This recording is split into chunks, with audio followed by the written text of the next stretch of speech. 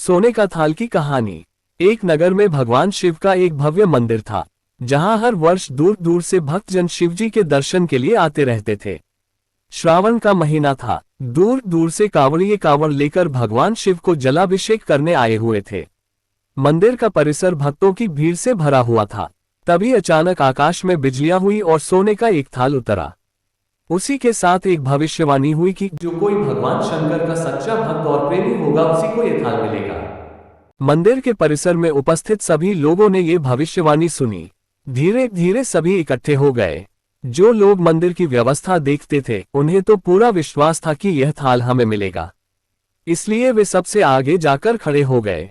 सबसे पहले एक पंडित जी आए और बोले, देखिए, मैं प्रतिदिन महादेव का अभिषेक करता हूं, अतः मैं ही भोलेनाथ का सबसे निकटवर्ती प्रेमी और भक्त हूं, इसलिए थाल मुझे मिलना चाहिए। इतना कहकर पंडित जी ने थाल उठाया। जैसे ही पंडित जी ने थाल उठाया, थाल पीतल का हो गया। ये देखकर पंडित जी बड़े लज्जित हुए। उन्होंने थाल यथास्थान पर रखा और वहां से निकल गए।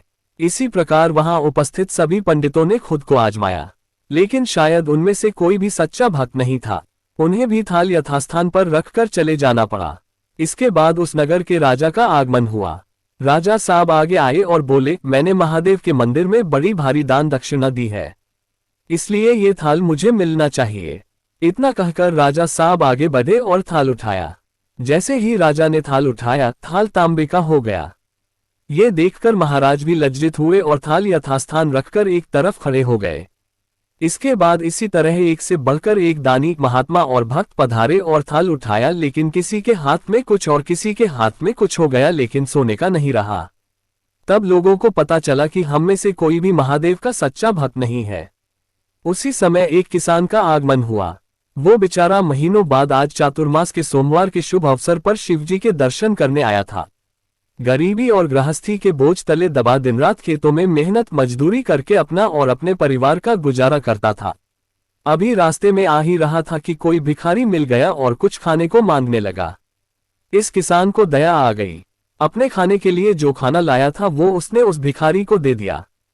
थाल के बारे में इसने भी सुना था, लेकिन इसने उस ओर कोई ध्यान ही नहीं दिया।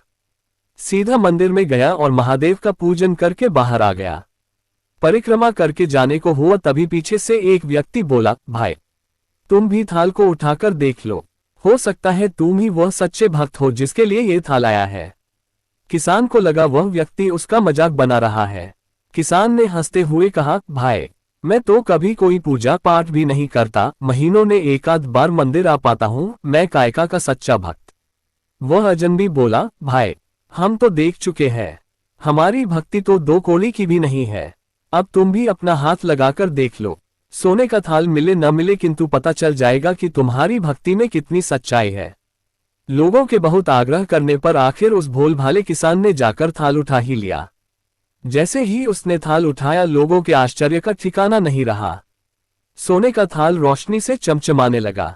ये देख सब लोगों में खुशियों की लहर दौड़ गई।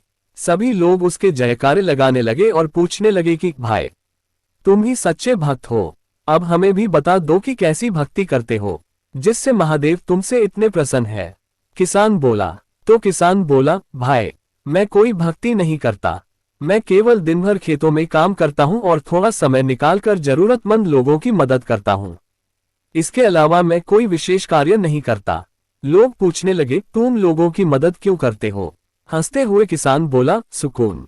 दूसरों के चेहरे पर मुस्कान देखकर मुझे जो आनंद और खुशी होती है उसे मैं शब्दों में बयां नहीं कर सकता। शायद यही कारण है कि महादेव मुझसे खुश है। इसलिए हमेशा याद रखे, सत्कर्म का आरंभ भी आनंद से होता है और अंत भी आनंददायक होता है।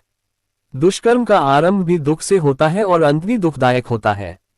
आप सैकड़ों मील की यात्रा करके भी दूसरों का दिल दुखाते हैं तो आपकी वह तपस्या, साधना और महादेव का दर्शन धूल के बराबर है।